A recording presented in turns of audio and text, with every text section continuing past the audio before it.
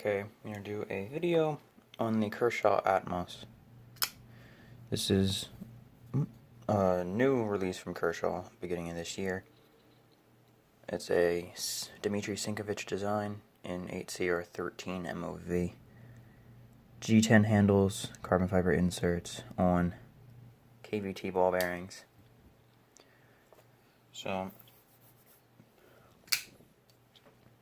there's the edge I have on it right now. I've had it for a little over a week. Show you the edge here on this piece of paper.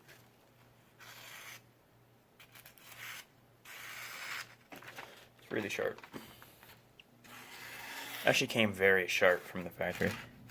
This is my edge. Got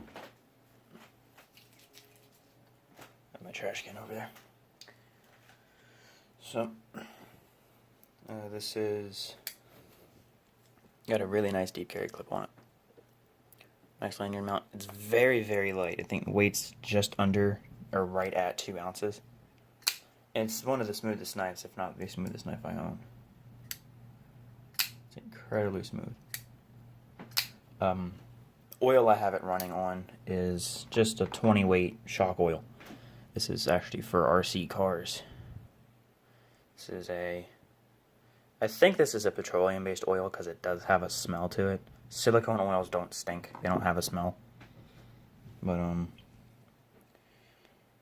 yep, the dimensions, the blade length is 3 inches, handle length is 4 inches, the overall length is just under 7 inches, 6.9. And, yeah. I like the little details here. The clip is to a reversible tip up, left or right side.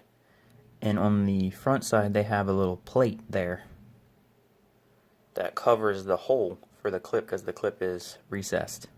The screws aren't, but the clip itself is, so it sinks into the scale a bit. And they have a little plate there. There's a little blinking plate. Size comparison, the most comparable knife is the Leek. There's the Kershaw Leek. Here's the Kershaw Atmos. They're very similar in size, almost the same size. Same blade length, just slightly longer handle on the Leek, I guess. They're overall pretty much the same dimensions. Here's another Kershaw, the ET. This is a big knife. You can tell. Yep. Let's see. Another decently large knife, Fulcrum 2. Yep, so there's size comparisons. It's a very smooth knife. I've been playing with it non-stop since I got it, pretty much. Oh, here's another fun comparison.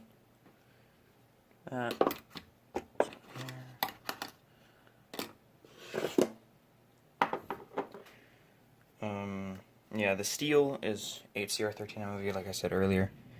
It's a okay steel. I mean, I'm not, to me, knife steel is steel, pretty much. This is a little soft. You do have to sharpen it a little bit more, but, this is a 13C26 Sandvik on this old Kershaw, and it's about the same, really. It's no S30V or S35VN, but it's a good steel. And yeah, this is actually running on bearings. You can kind of see them. If I get the lighting right, you can actually see. Here, flashlight. You can see down in there that it's running on bearings. They're not washers. They're actually little ball bearings. It's a recessed liner lock. It's extremely light. The balance point is right there, just behind the flipper tab, which is pretty much right where you want it to balance. It's a good knife to just sit and open and close. Yeah, it's a very pretty design. I like it. It's my first Sinkovich as well.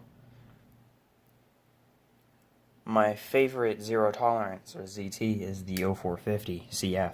And that's a Sinkovich designed by the same guy who designed this. And I heard recently that Zero Tolerance is doing, ZT is doing a version of the Atmos that's going to be, that's, a little higher end. So, talked about the mechanism, talked about the handle of steel, sharpening the edge. So, this is a Chinese-made Kershaw. Some people are not liking, but honestly, a Kershaw is a Kershaw is a Kershaw. The US ones tend to be a little bit better quality, but this is a really good knife. And it came out of a Chinese factory. So it's, saying you could have a budget flipper, a sub $50 flipper out of China, that's a good knife. And Kershaw nailed it. This is a $32, $33 knife if you buy it from Blade HQ. If you buy it directly from Kershaw, it's $50. And it's still worth it if you buy it directly from Kershaw because it's a great knife. So, like I said, this is showed you earlier, but this is the oil I use on it. This is a 20 weight. I'm in the process of ordering a few different weights of oil. I'm ordering a 10 weight silicone oil, a silicone 20 weight, and then a 30 weight, just to try different oils out and see which one I like better. For now, though, this is good.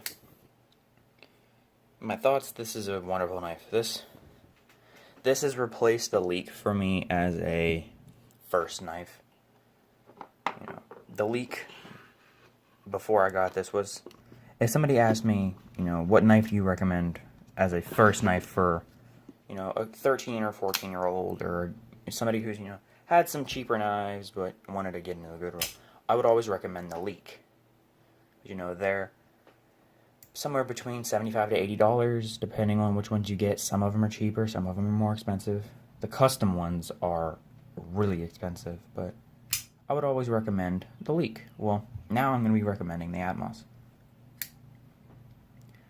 And it's not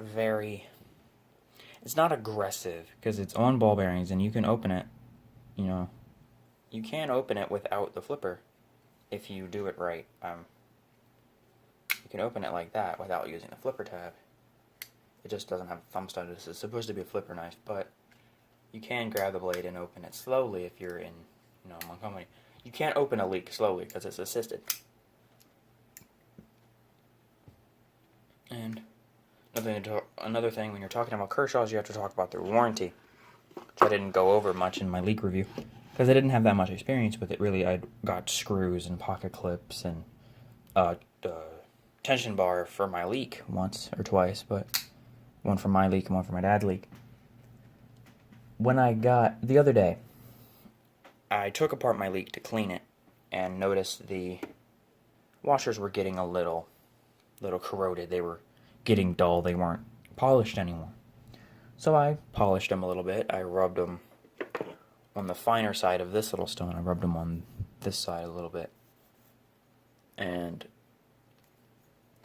I polished them a little bit too much. I got a little bit too much. I got a little carried away. And it had blade play when I put it back together. And to get the blade play out of it, I had to tighten it too tight to where it wouldn't pop open. So I went on their website and did the warranty form, and they didn't have washers as an option.